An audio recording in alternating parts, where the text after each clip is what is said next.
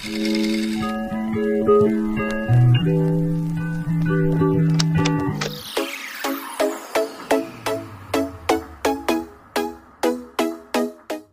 perkara perdata secara umum. Perkara perdata adalah perkara mengenai perselisihan hubungan antara perseorangan yang satu dengan perseorangan yang lain atau subjek hukum yang satu dengan subjek hukum yang lain mengenai hak dan kewajiban atau perintah dan larangan dalam lapangan keperdataan. Misalnya, perselisihan tentang perjanjian jual beli, sewa, pembagian harta bersama, dan sebagainya.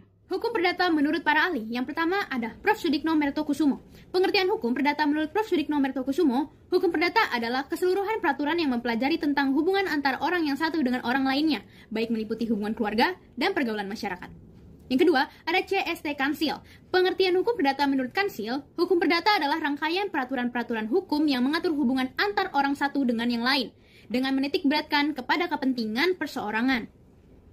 Yang ketiga, ada Prof. Subekti. Pengertian hukum perdata menurut Prof. Subekti adalah segala hukum private material, yaitu segala hukum pokok yang mengatur kepentingan perseorangan. Keempat ada Sri Sudewi Masjun Sofwan. Pengertian hukum perdata menurut Sri Sudewi Masjun Sofwan, hukum perdata adalah hukum yang mengatur kepentingan warga negara perseorangan yang satu dengan perseorangan yang lainnya. Yang kelima ada Ronald G. Salawane. Pengertian hukum perdata menurut Ronald G. Salawane, hukum perdata adalah seperangkat aturan-aturan yang mengatur orang atau badan hukum yang satu dengan orang atau badan hukum yang lain di dalam masyarakat. Hukum ini menitikberatkan kepada kepentingan perseorangan dan memberikan sanksi yang keras atas pelanggaran yang dilakukan, sebagaimana yang telah ditetapkan dalam Kitab Undang-Undang Hukum Perdata. Sebelum saya membahas lebih lanjut tentang perkara perdata, di sini saya akan menjelaskan secara singkat terlebih dahulu untuk mengulang apa yang telah teman saya jelaskan sebelumnya di slide pertama. Perkara perdata sendiri merupakan adanya masalah hukum perdata yang mengatur hubungan antara orang yang satu dengan yang satunya lainnya di dalam masyarakat gitu. Dan juga bagaimana berjalannya peraturan hukum perdata, bagaimana cara hakim atau pengadilan di hukum perdata itu berjalan, bagaimana orang dalam pengadilan perdata itu bersikap, itu semua diatur dalam KUHP.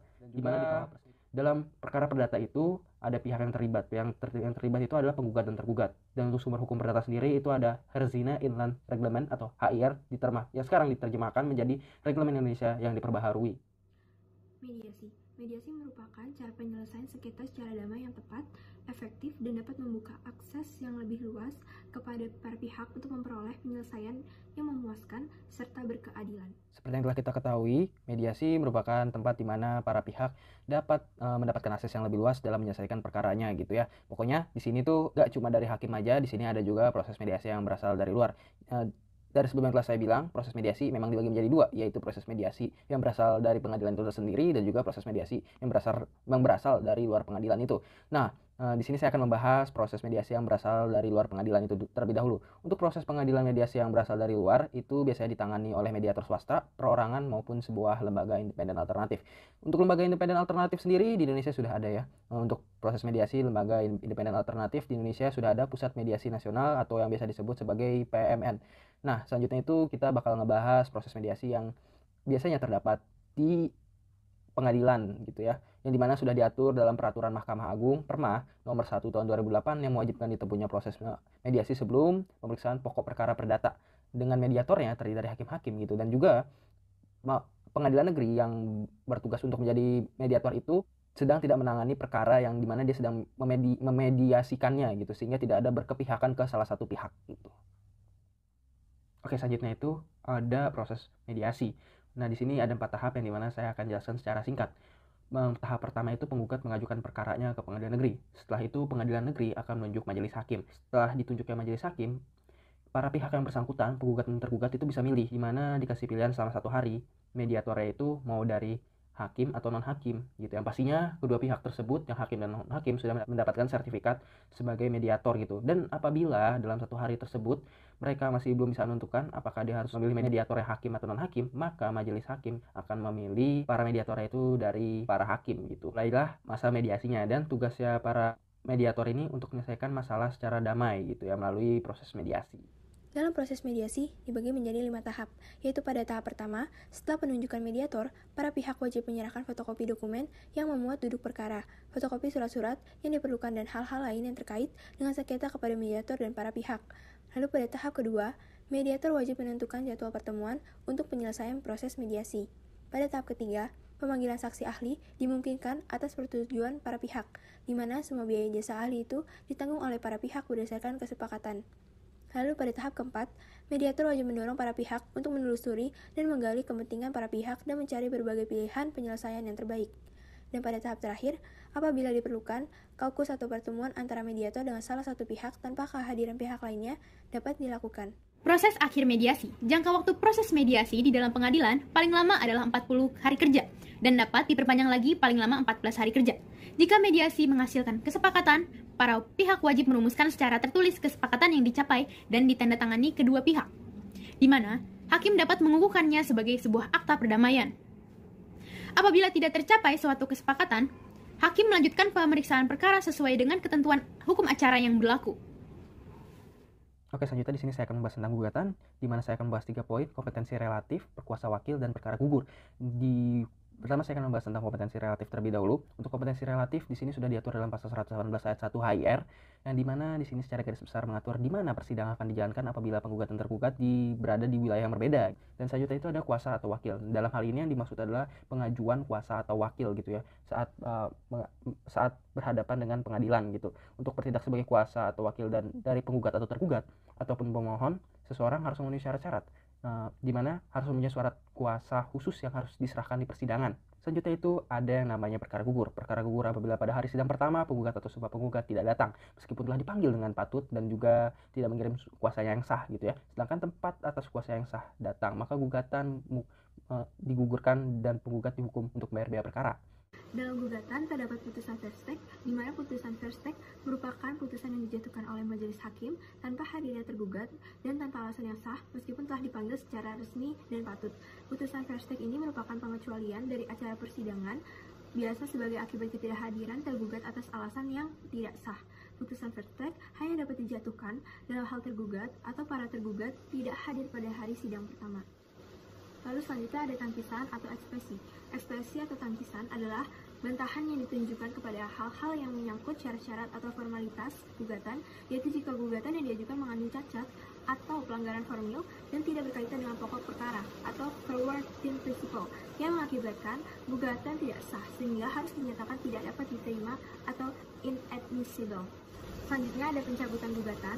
Gugatan dapat dicabut secara sepihak jika perkara belum diperiksa. Tetapi jika perkara sudah diperiksa dan tergugat telah memberi jawaban, maka pencabutan harus mendapat persetujuan dari tergugat. Ini terdapat pada pasal 271 dan 272 Hukum Acara Perdata. Yang ketujuh, pembahan dan atau penambahan gugatan. Pembahan dan atau penambahan gugatan diperkenankan asal diajukan pada hari sidang pertama di mana para pihak hadir, tetapi hal tersebut harus dinyatakan pada pihak lawannya guna pembelaan kepentingannya.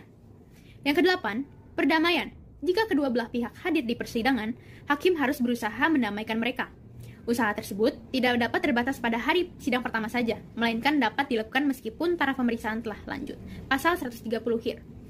9. Penggabungan perkara. Penggabungan gugatan diperkenankan apabila menguntungkan proses, yaitu apabila antara gugatan yang gabungkan itu ada koneksitas dan penggabungan akan memudahkan pemeriksaan, serta akan dapat mencegah kemungkinan adanya putusan-putusan yang saling bertentangan. Adanya perlawanan terhadap putusan verstek. Perlawanan terhadap putusan verstek dapat kita lihat pada pasal 129 HIR atau 153 RBG mengenai kemungkinan bagi tergugat atau para tergugat yang dihukum dengan verstek untuk mengajukan terzat atau perlawanan. Kedua perkara tersebut dijadikan satu dan diberi satu nomor. Sedapat mungkin, perkara tersebut dipotong oleh majelis hakim yang sama, yaitu yang telah menjatuhkan putusan verstek. Hakim yang melakukan pemeriksaan terhadap terzat atau putusan verstek harus memeriksa gugatan yang telah diputus verstek tersebut secara keseluruhan. Pembuktiannya agar mengacu pada skema nomor 9 tahun 1964. Perlawanan tereksekusi terhadap sita eksekusi. Perlawanan tereksekusi terhadap sita eksekusi, barang bergerak dan barang tidak bergerak diatur dalam pasal 207 HIR atau pasal 225 RBG. Perlawanan ini pada asasnya tidak menangguhkan eksekusi, ada pada pasal 207 ayat 3 HIR atau 227 RBG. Namun eksekusi harus ditangguhkan apabila segera nampak bahwa perlawanan tersebut benar dan beralasan, paling tidak sampai dijatuhkan putusan oleh pengadilan negeri. Terhadap putusan dalam perkara ini, permohonan banding diperkenankan. Selanjutnya itu saya akan membahas salah satu poin dari perlawanan. Perlawanan yang saya bahas di sini adalah perlawanan terhadap sita konservatoir, sita revindikatoir, dan sita eksekusi. Berdasarkan pasal 1900 ayat 6 HR atau sekarang pasal 206 ayat 6 RPG, itu perawanan pihak ketiga terhadap sita konservatoir, sita revindikatoir, dan sita eksekusi hanya dapat diajukan atas dasar hak milik. Jadi hanya dapat diajukan oleh pemilik atau orang yang merasa bahwa ia adalah pemilik barang yang disita dan diajukan kepada ketua pengadilan negeri dari pengadilan negeri yang secara nyata menyita gitu. Dan juga untuk membuktikan bahwa itu benar-benar barang dia bisa dapat mengajukan pembuktian yang dimana telah dituliskan dalam pasal 164 HR. Di situ ada 5, yaitu surat atau tulisan, yang dimana mengenai surat atau tulisan dijelaskan lebih lanjut pada pasal 165. Yang kedua, kesaksian yang dijelaskan lebih lanjut pada pasal 139 sampai 168. Dan yang ketiga, persangkaan yang dijelaskan lebih lanjut di pasal 173. Yang keempat, pengakuan yang dimana dijelaskan lebih lanjut pada pasal 174 sampai 175. Yang kelima, sumpah yang dimana dijelaskan lebih lanjut di pasal 155, 156, dan 177. Baik, itu saja dari kelompok kami. Terima kasih telah menonton video kami. Mohon maaf bila kata-kata yang salah. Terima kasih dan sampai jumpa.